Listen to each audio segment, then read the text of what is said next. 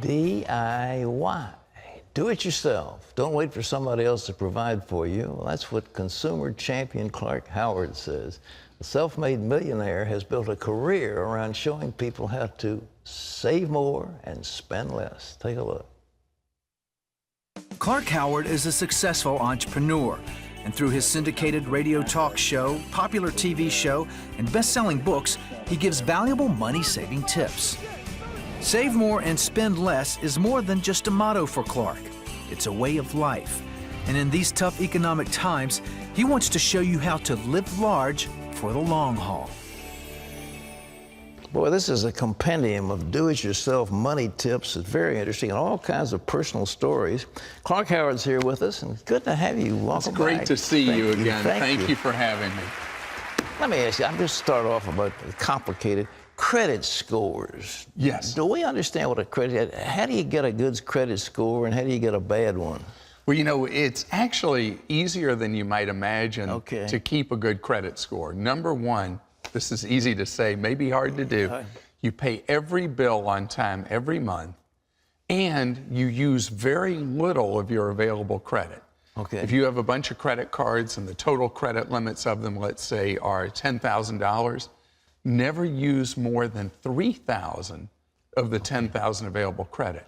You do those two things, and that's 2/3 of what makes up a credit score. Come on, 2/3? 2/3 is paying every month on time and using little of your available credit.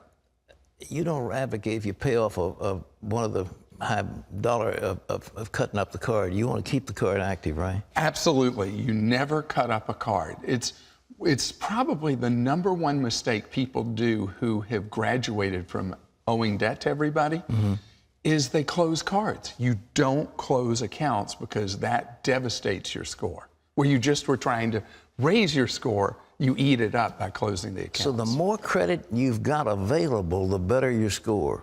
100% yes. Incredible. What else counts? So the fact that you got a lot of money doesn't seem to make any difference. Yeah, it's true. You know, what you make makes no difference in your credit score. In terms of the other things really don't matter that much. That's if you've applied for a lot of credit recently. That'll pinch your score. The mix of cards you have will matter. The mix of types of credit. Do you have car loan, home equity loan, home equity line, those kind of things. But really, the only thing that truly matters are those first two things we talked about. Paying them on time and having a small amount of credit used. That's fantastic. All right, automobile. We've got two kinds of things we spend money on, houses and cars. They're the two big ones. All right. Definitely. You're not too much in favor of this, buying new cars and get the nice smell every year. No, you know, it's funny. There's a guy named Gary who I profile in the book who was a car salesman his whole life. And he would keep a car forever. But the customers would come in every couple of years and they'd get a new car. Gary's long since retired. His customers, they're all still working. The reality is that cars cost a fortune.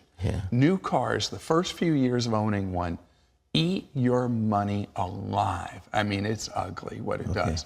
So if you buy a new car and you keep it 10 years or longer, or buy a used car and keep it 4 years or longer, you, just by making that one change in your life, will be able to retire 5 years sooner. Oh, stop it. 5 years. 5 years sooner? 5 years, your neighbor next door is still going to work. But he's got the smell of that nice new leather. That's right. And you can do whatever you want in your life because you did not do that. You didn't go back to the car dealer over and over and over again. Well, you even advocating bicycles, aren't you? Just cars. Well, it's not something I would do, but this couple, Robert and Sia, and lived in Missouri, moved to Illinois, they had just under $100,000 in student loan debt. All right. They wouldn't recommend anybody take that out now, but you know, when you're young, you don't really think about how much debt you're taking on as a college student. So they realized they would be in debt the rest of their lives. So what they did was they sold their cars, and they don't live like in Chicago. They live downstate. They commute everywhere by bicycle.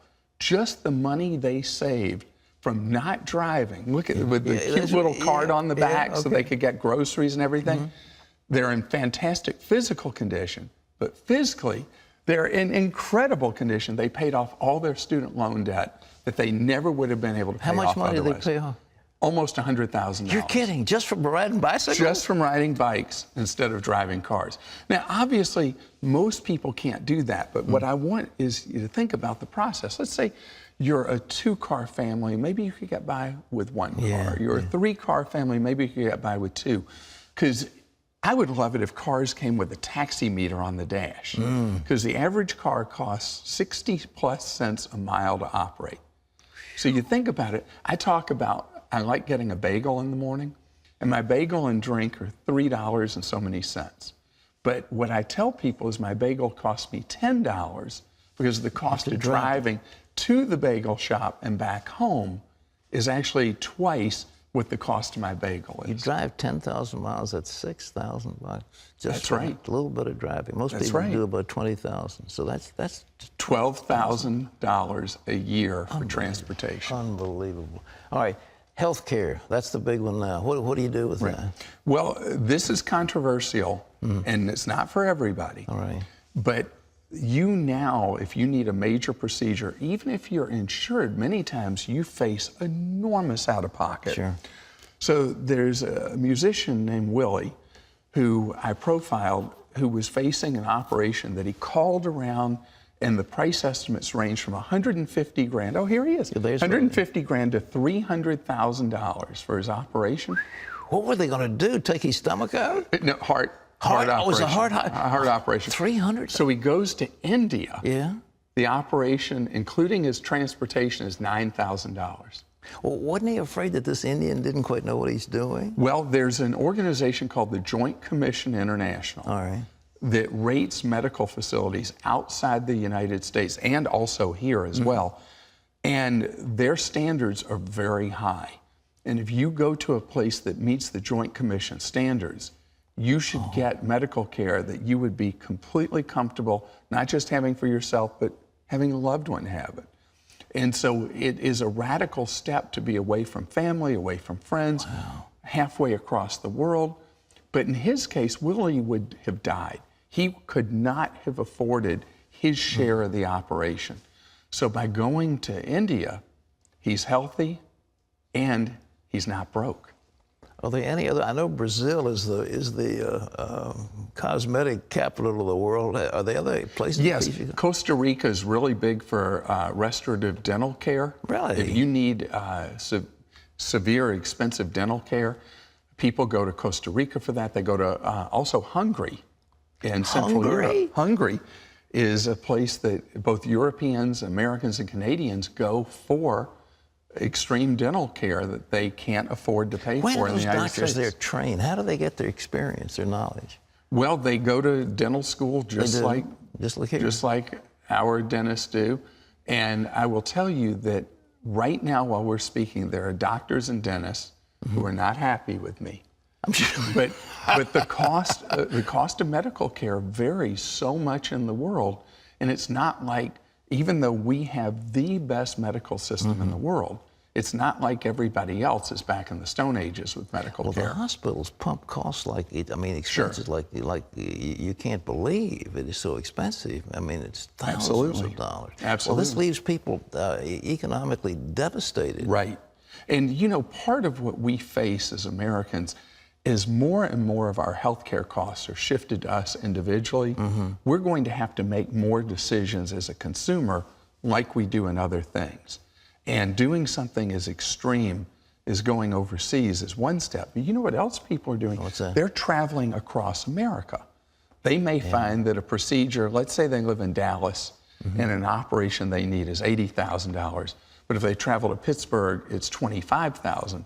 They may travel to Pittsburgh to have it. So it's not as crazy as maybe going to India or Singapore or whatever. Well, the Singapore guys are pretty good. That's true. But the idea is that in life, you know, when life gives us lemons, we got to turn it into lemonade. Sure. And that is really my underlying theme, that whatever life gives you, you've got to be ready to answer back in a Take way charge. that'll take care of yourself. It's a fascinating book, ladies and gentlemen. You've got all kinds of personal experiences. It's just a compendium of people who have actually tried these things. It isn't just theory. And not everybody has succeeded as well as I might like. But I wanted to tell people stories of people who have suffered over these last 6 years in economic hardship in the United States. How are they making it through? Right. If they got foreclosed on, if they lost their job, what is their next step? What's their next act? Because I want people to realize life is a long journey. And just because you had a tough round or a tough chapter in your life, don't give up.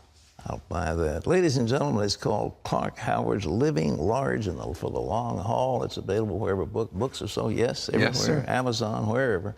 And it's interesting. I was fascinated with some of these stories. It's just one after the other.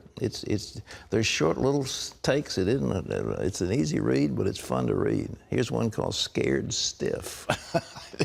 All right, Clark Howard, thank you so much. Thank you. It's so good to see you again. Best wishes.